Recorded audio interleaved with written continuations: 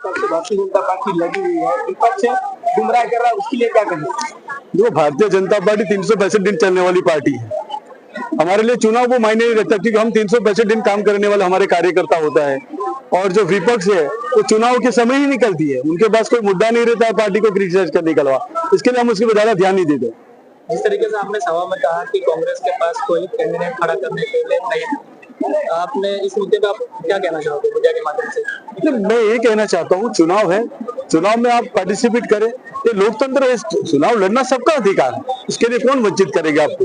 क्योंकि इतने साल से हमारा विश्व में सबसे अगर अच्छा लोकतंत्र है तो भारत का लोकतंत्र है। अब अगर हमारी चुनाव प्रणाली अगर विश्व में कहीं प्रचलित है तो भारत की चुनाव प्रणाली प्रचलित है। आप उसको बदनाम करेंगे तो कहीं ना कहीं तो दुख तो होता है। जिस तरीके से कई सारे जो कैंडिडेट जिनके फॉर्म रिजेक्ट किए गए, उन्होंने कई सारे आरोप लगाए हैं भारतीय जनता पार्टी पे कि लोकतंत्र को जो है खत्म कर रहे हैं, इस विषय में आपका क्या कहना है? हमारा 17 फॉर्म कैंसिल हुए, हमने कभी मीडिया में बाइट नहीं किया।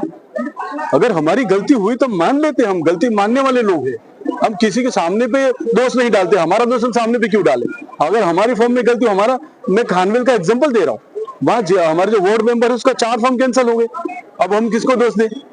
क्या हमारे आंबोली का सरपंच का फॉर्म कैंसिल नहीं हुआ? क्या प्रभु जी इतना नहीं जानते क्या? अब सोच समझ के बोलना चाहिए।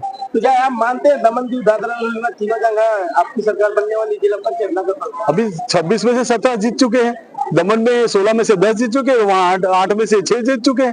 तो सरकार तो हमारी, नगर पालिका में 2 इलेक्शन है, वहाँ दमन में भी हम 15 में से 12 जीते हैं, यहाँ 15 में से 14 जीते। सरकार तो भाजपा की बनने वाली है। तो जिस तरीके से लोगों ने भारतीय जनता पार्टी पर भरोसा किया है, दोनों प्रदेश की बात करें तो भारतीय जनता पार्टी को लोगों की जो बुनियादी सुविधा है, जिस तरीके से कई सारे जगहों पर पानी की भी समस्या है, लगातार न्यूज चैनल के माध्यम से सभी लोग दिखा रहे हैं, कई जगह पर रोड की भी समस्या है, धूल से भी काफी लोग परेशान है। तो इस विषय में आप मीडिया के सामने क्या कहना चाहोगे? जो मैं एक चीज कहना चाहता हूँ कि हमारा देश डेवलपमेंट कंट्री है, हर दिन डेवलप होता है तो कुछ न कुछ रोड वगैरह की मरम्मत वगैरह होती है, तो हम मानते हैं उस चीज को।